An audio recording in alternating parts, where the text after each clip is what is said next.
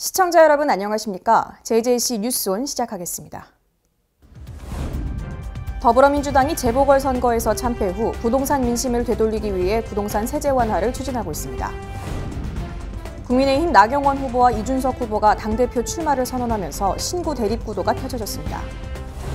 부동산 대책이 방향을 잡지 못하며 국민들을 혼란스럽게 하고 있습니다. 교육부가 대학의 체계적 관리 및 혁신 지원 전략을 발표했습니다.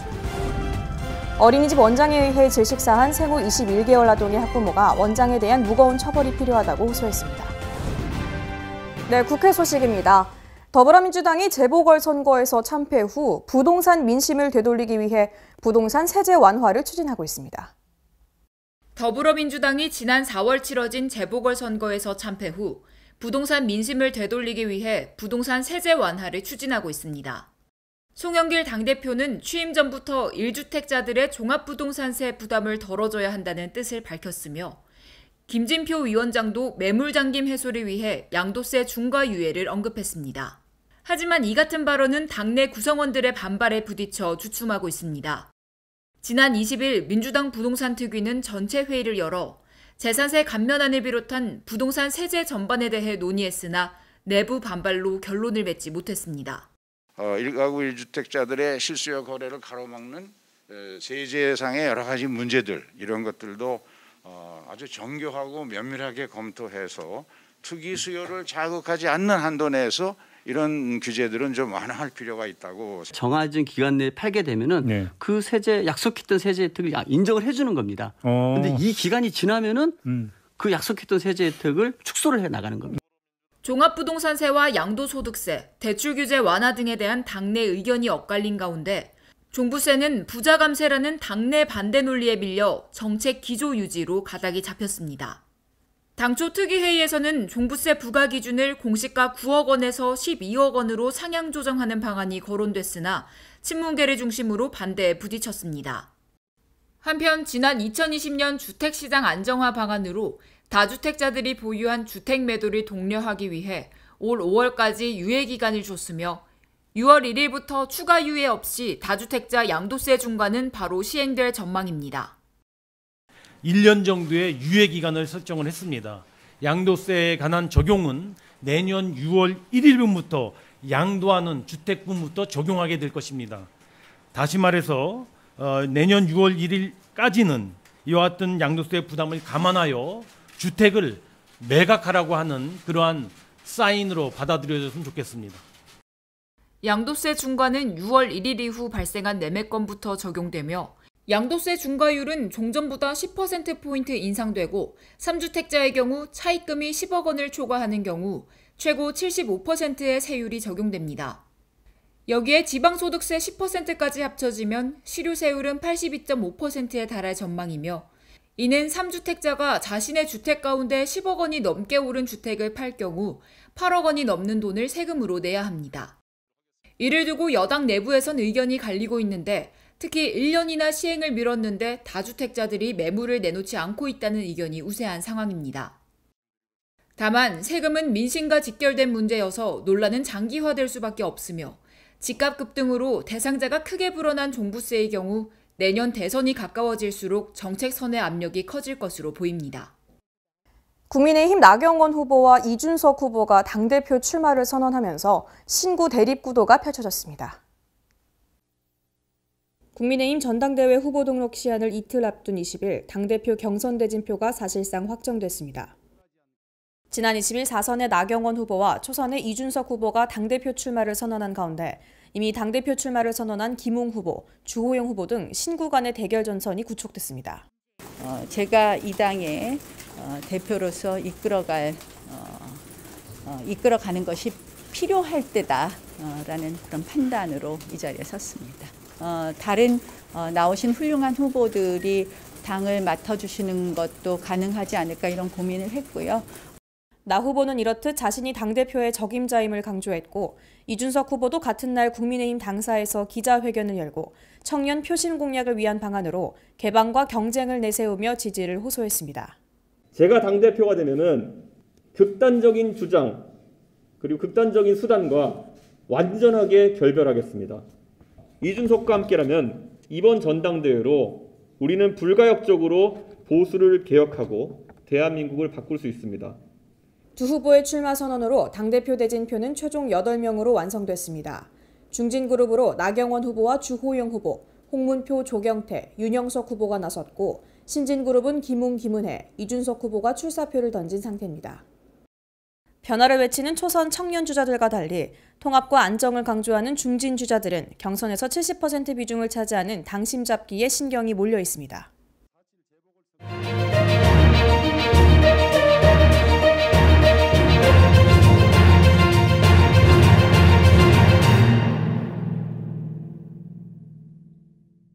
네, 부동산 대책이 방향을 잡지 못하고 있습니다.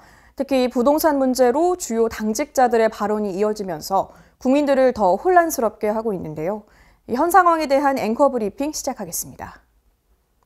먼저 A일보는 여당 내에도 이견은 있을 수 있지만 엇박자는 심각해 보인다고 우려의 목소리를 냈습니다.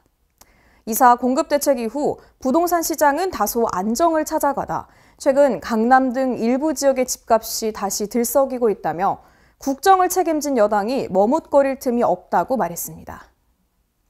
B일보는 문재인 정부 들어와 부동산 정책은 강남 집값 잡는 데 맞춰졌다며 강남 고가주택 가격 상승과 공급을 억제하는 데 정책에 초점을 맞추다 보니 중산층 이하와 서민주택 정책에서는 길을 헤맬 수밖에 없었다고 말했습니다.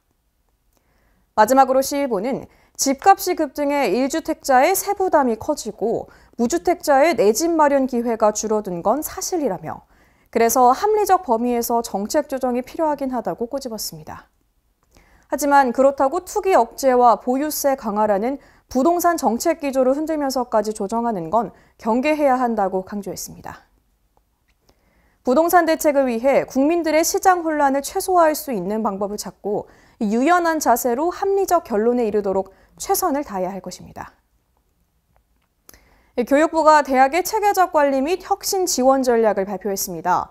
재정 지원을 받는 대학과 한계 대학으로 구분해 정원을 조정하고 또 상황이 악화된 대학에는 폐교 명령까지 내리는 게 골자입니다.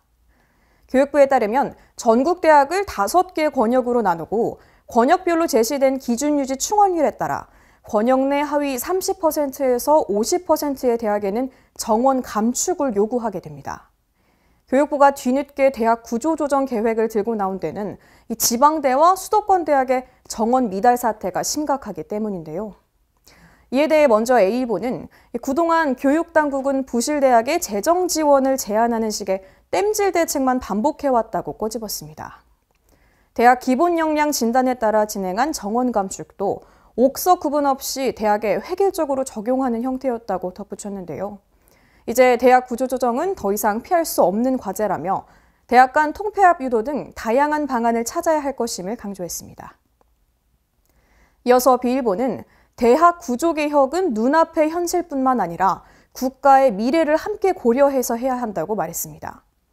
정부의 구조개혁이 주춤하는 사이 학생들이 부실교육의 피해를 고스란히 입고 있다며 이 좀비 대학들을 서둘러 속아내야 대학 생태계 붕괴를 막을 수 있다고 전했습니다.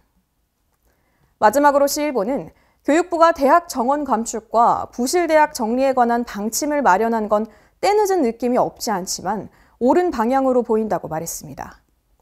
더는 늦출 수 없는 대학 구조조정의 성공 여부는 정부 규제보다는 대학들의 자율적 참여에 달려있다며 교수와 학생을 포함한 대학 사회 구성원들 스스로가 시대의 변화에 발맞춰 대학의 위상을 재정립하고 경쟁력을 강화하기 위한 방안을 마련하는 데 지혜를 모아야 한다는 의견을 전했습니다.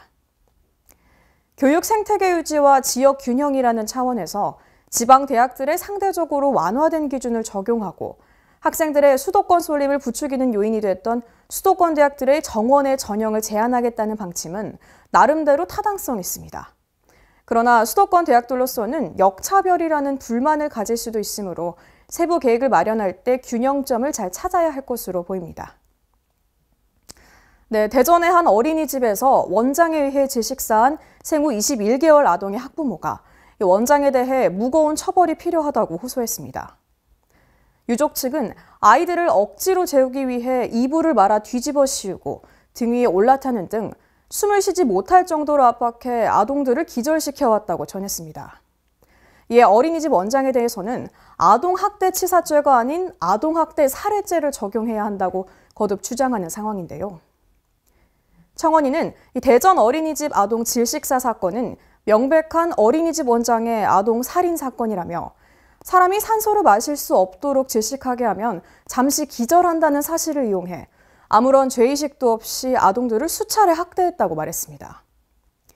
이어 한 명의 아이가 아닌 수십 명의 아동을 상습적으로 질식시켜 재워왔던 점, 또 강제로 몸을 부여잡고 숨을 쉬지 못하게 해 인간의 필수 권리를 무시한 채 질식을 시키다가 아동을 사망에 이르게 한 점, 또 해당 아동 사망 이후로도 버젓이 영업하다가 피해 아동 가족에서 항의를 한 후에야 폐업을 한 점으로 미루어봐 해당 원장의 죄질은 무척이나 나쁘다며 해당 사건을 학대가 아닌 살인죄를 적용한 강력한 처벌로 제2, 제3의 피해자가 나오지 않도록 해야 한다고 호소했습니다. 청원인은 원장에게 아동학대 살해죄가 적용될 수 있도록 관심과 청원에 동참해달라고 호소했습니다. 해당 청원에는 24일 오후 1시를 기준으로 약 9만 명이 동의했습니다. 이어서 수도권 소식입니다. 강북구가 전기와 도시가스, 수도 등의 사용 실태를 파악한 뒤 에너지 절약 방법을 알려주는 무료 진단 서비스를 제공합니다. 선착순 200가구를 대상으로 진행되는 이번 진단 서비스는 코로나19의 확산 방지를 위해 비대면 전화 상담으로 운영됩니다. 강북구가 불필요하게 낭비되는 에너지를 찾아내 이에 대한 절감 방안을 안내해주는 온실가스 무료 진단 컨설팅을 실시합니다. 컨설팅에는 그린리더 양성 교육과정을 이수한 전문 컨설턴트가 참여해 전기와 도시가스, 수도의 사용 실태를 확인하게 됩니다. 이와 함께 이들 컨설턴트는 대기전력 측정과 가전제품 점검 등을 통해 맞춤형 절약법을 제시하게 됩니다. 강북구는 6월 말까지 선착순으로 200가구를 접수받아 5월부터 7월까지 석 달 동안 컨설팅을 실시할 예정입니다. 현장 방문 형식으로 진행되던 진단 서비스는 코로나19의 예방을 위해 비대면 전화 상담으로 대체됩니다. 에너지 사용량의 변화에 따른 절세 효과의 경우 가정은 연평균 5만 원, 상가는 17만 원, 학교는 140만 원으로 알려져 있습니다. 신청을 희망하는 주민은 강북구청 환경과로 연락하거나 방문하면 되고 신청서를 작성한 뒤 팩스로 접수해도 됩니다. 여성 1인 가구는 계속해서 늘어나고 있지만 그에 대한 안전방침은 아직 미비한 현실입니다. 마포구는 여성 1인 가구의 안전한 주거 생활을 위해 안심홈 3종 세트를 지원합니다. 마포구가 마포에 거주하는 여성 1인 가구의 안전한 주거 생활을 위해 안심홈 3종 세트를 지원합니다. 지원 물품은 외부에서 문 열림이 감지되면 앱이나 문자 알림이 전송되는 문 열림 센서, 창문 이중 잠금을 통해 외부에서 창문을 여는 것을 막아주는 창문 잠금 장치, 비상시 당기면 경보음과 함께 지인 및 112에 자동 전송되는 휴대용 비상벨입니다. 대상은 마포구 거주 여성 1인 가구 중 전세보증금 1억 5천만 원 이하인 주택 거주자입니다. 5월부터 넉 달 동안 매월 1일부터 15일까지 신청을 받습니다. 마포구 건강가정 다문화가족 지원센터 누리집에서 신청서를 내려받아 작성하고 주민등록 등본, 임대차 계약서와 함께 이메일 또는 우편으로 제출하면 됩니다. 동지역사회 보장협의체를 중심으로 지역 주민들이 직접 참여해 마을복지계획을 수립하는 대학이 있습니다. 바로 을왕복지대학인데요. 5월 7일 시청 대회의실에서 이 을왕복지대학의 제1기 신입생 입학식이 있었습니다. 의왕복지대학은 4회기 교육 및 마을 의제 찾기부터 마을 복지계획 수립까지 6회기 등 총 10회기가 운영될 예정인데요. 이를 통해 오는 10월까지 부곡동과 오전동의 마을 복지계획을 지역 주민이 스스로 수립하게 됩니다.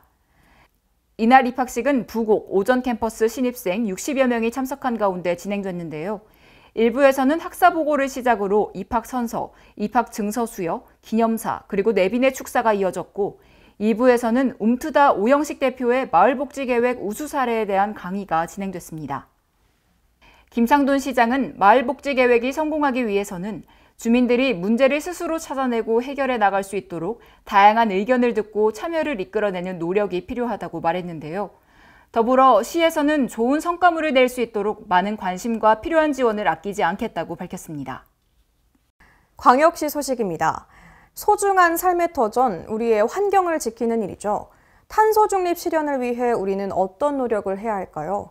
대전시가 탄소 중립 실천에 대한 시민 의견 수렴에 나섰습니다. 대전시가 정책 제안 플랫폼 대전시소를 통해 2050 탄소 중립 실현을 위해 우리는 무엇을 해야 할까요를 주제로 5월 17일부터 한 달간 시민 의견을 수렴합니다. 탄소 중립은 인류 생존을 위한 지구온도 상승의 마지노선인 섭씨 1.5도를 지키기 위해 지구온난화를 유발하는 온실가스 배출을 최대한 줄이고 남은 온실가스를 흡수 제거해 실질적인 배출량을 0으로 만드는 것을 의미합니다. 이에 대전시는 일상생활 속에서 탄소 배출을 줄이는 방법, 탄소 중립을 널리 홍보할 수 있는 방안, 더 나아가 탄소 중립 실현을 위한 다각적인 정책 제안 등 다양한 시민 아이디어 발굴을 위해 이번 공론장을 마련했습니다.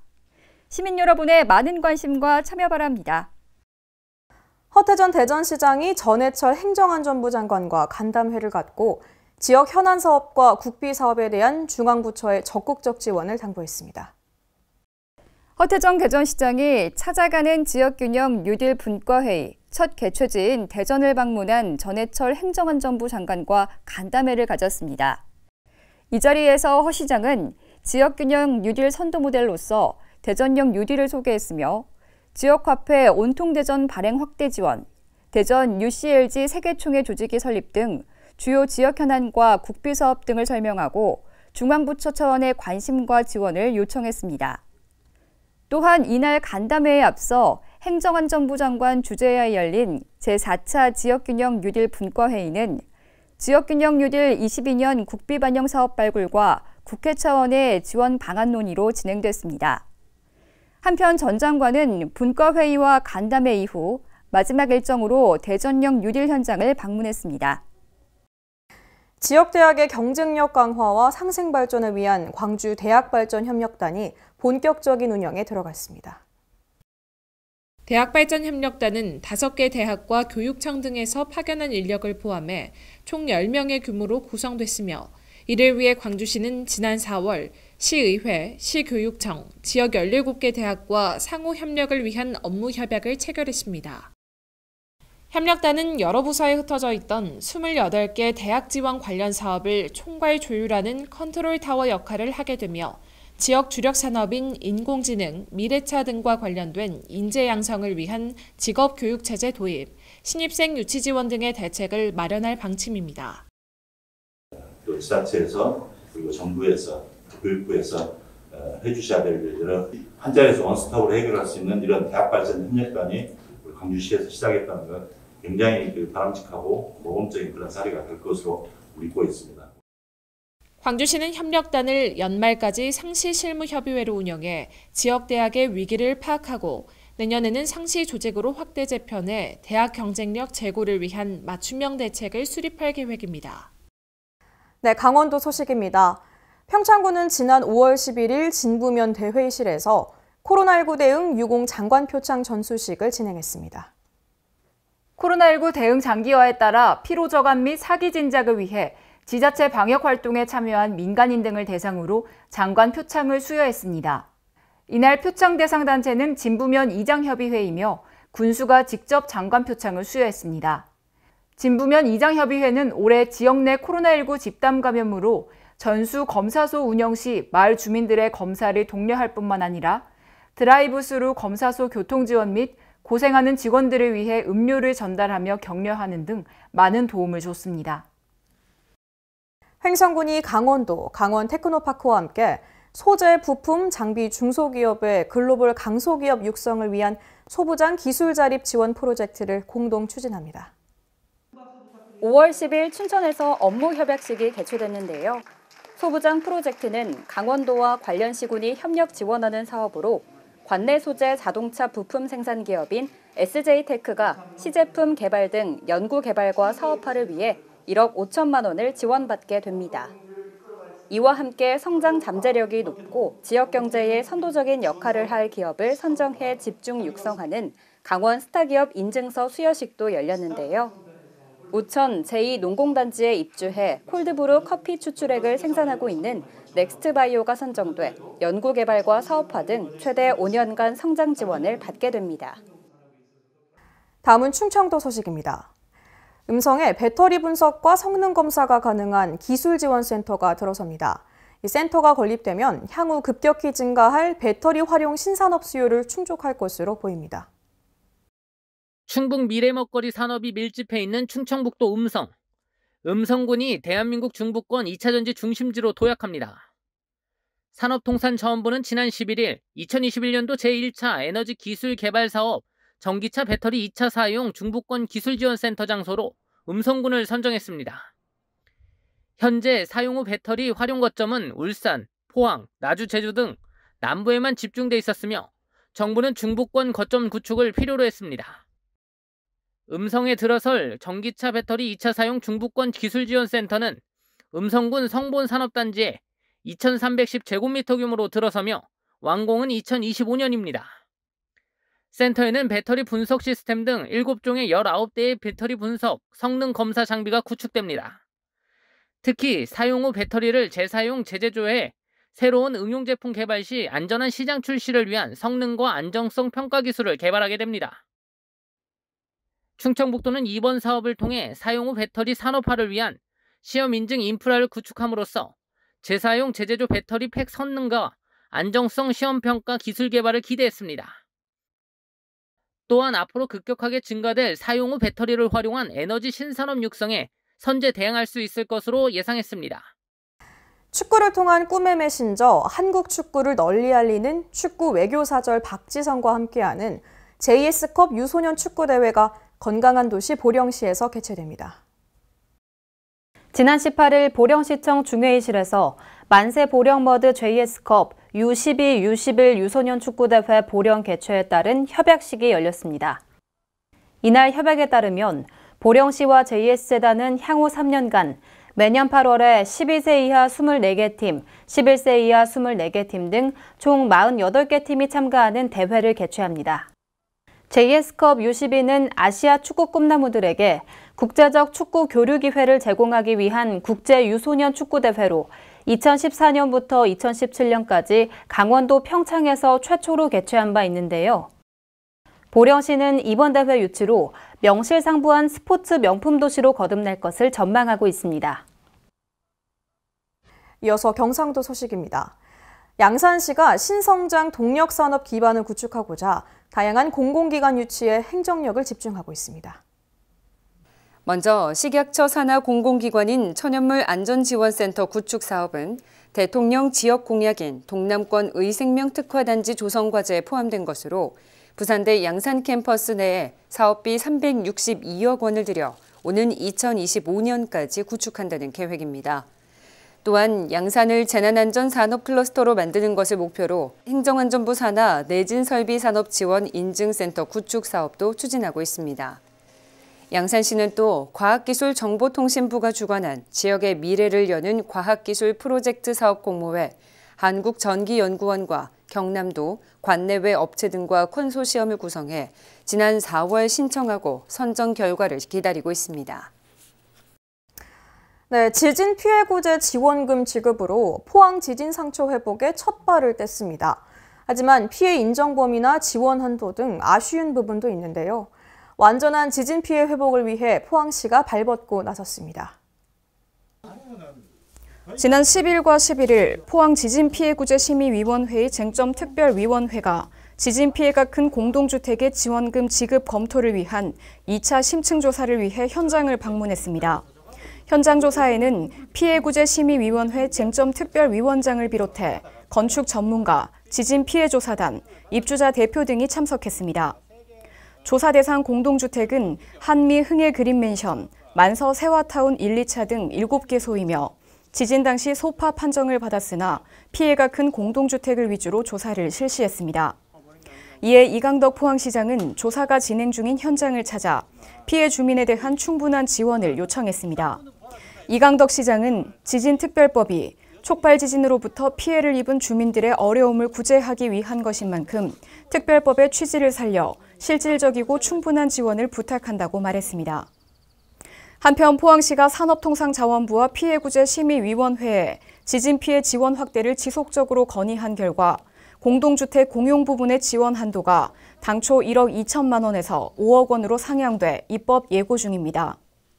시는 앞으로도 피해구제심의위원회 및 지진피해조사단과 긴밀하게 협의해 지원금 지급 기준이 폭넓게 산정되도록 최선을 다할 계획입니다. 이어서 전라도 소식입니다. 여수 밤바다가 스마트 관광도시 조성 사업을 통해 더 아름다워집니다. 스마트 관광도시 조성 사업은 국비 35억 원과 도비 7억 원, 시비 28억 원을 포함해 총 70억 원의 사업비로 밤바다와 디지털이 만나 반딧불로 경험하는 밤딧불 여수여행이라는 주제로 스마트 관광을 구현하게 됩니다. 이순신 광장부터 낭만포차에 이르는 1.5km의 종포 해양공원 일원에 미디어 파사드와 드론 라이트쇼, 버스킹 등을 통해 색다른 스마트 경험을 제공할 예정입니다. 장수군이 코로나 확산세가 심해지자 군민들의 불안감을 해소하기 위해 10일간 멈춤운동 캠페인을 시작했는데요. 자세한 내용 강석훈 기자가 취재했습니다.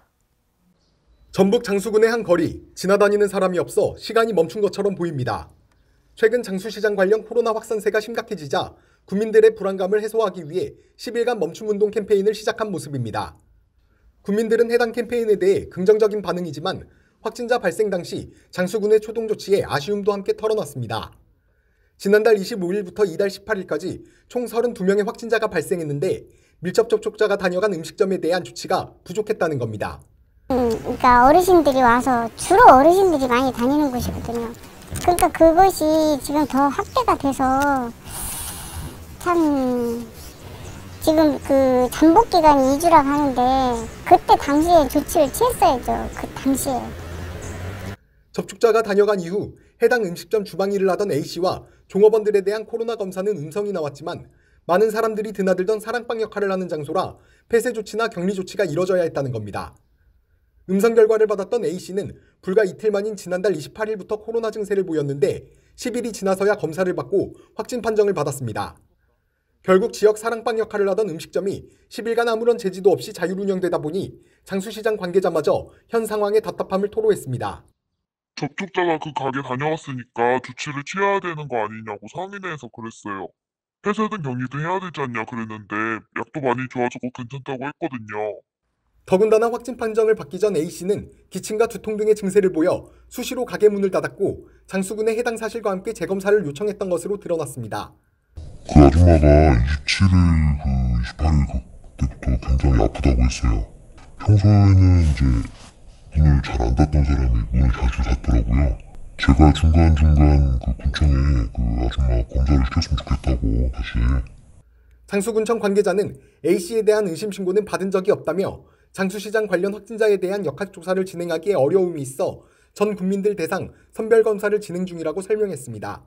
그래서 모든 거를 한꺼번에 역학조사를 해서 나가기에는 어려움이 있어서 사전적, 선제적으로 전 국민들 대상으로, 장수 주민들 대상으로 임시 선별검사를 하게 되었습니다.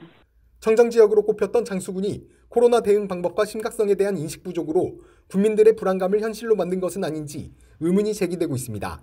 지금까지 전북에서 강석훈이었습니다.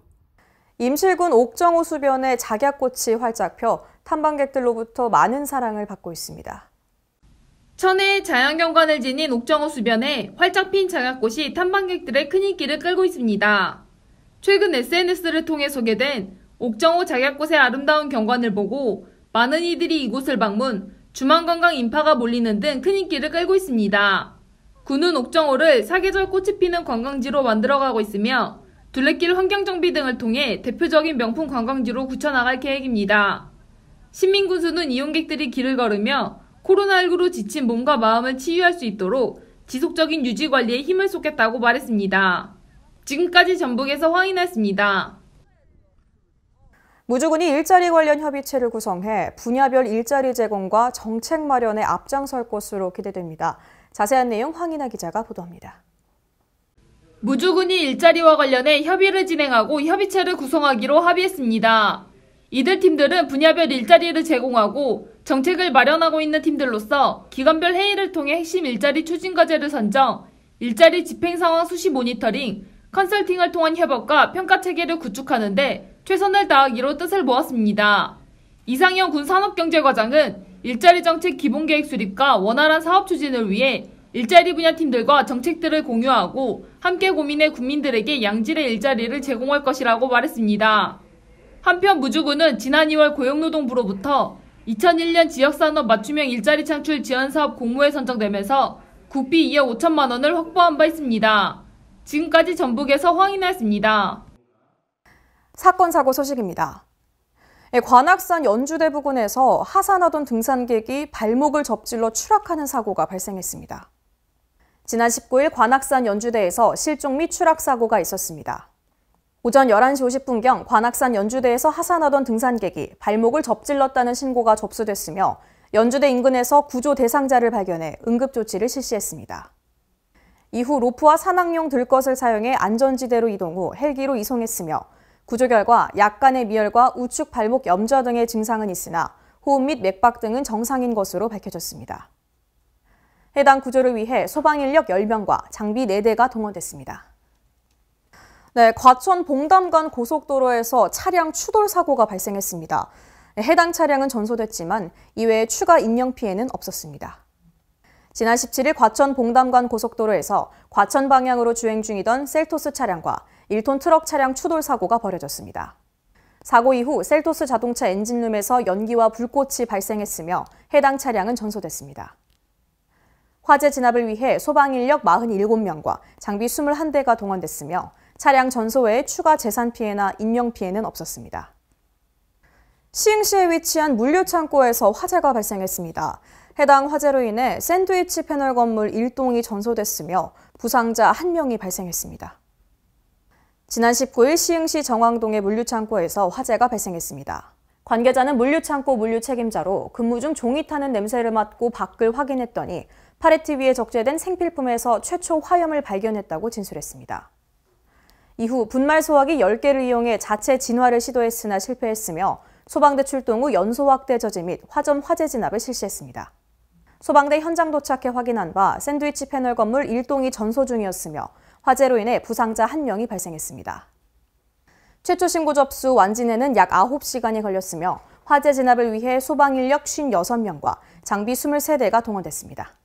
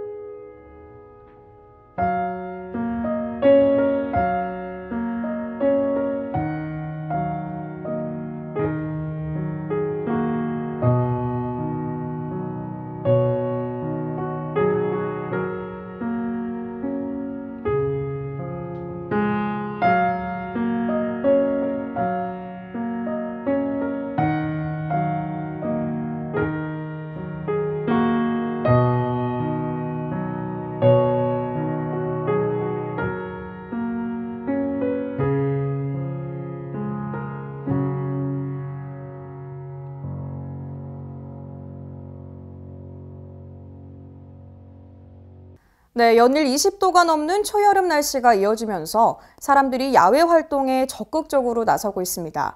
이때 조심해야 할 게 곤충이나 벌레인데요. 곤충이나 벌레에 물리면 심한 경우 알레르기 반응까지 나타날 수 있기 때문에 각별한 주의가 필요합니다. 이상 뉴스 마칩니다. 시청해주신 여러분 고맙습니다.